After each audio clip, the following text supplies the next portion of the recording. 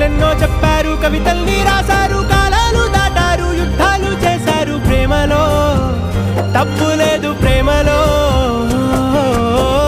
వేల వేల వెన్నెలంత నీదవాలి వెలుగునంత మోయమంటే నేను ఎంత రే.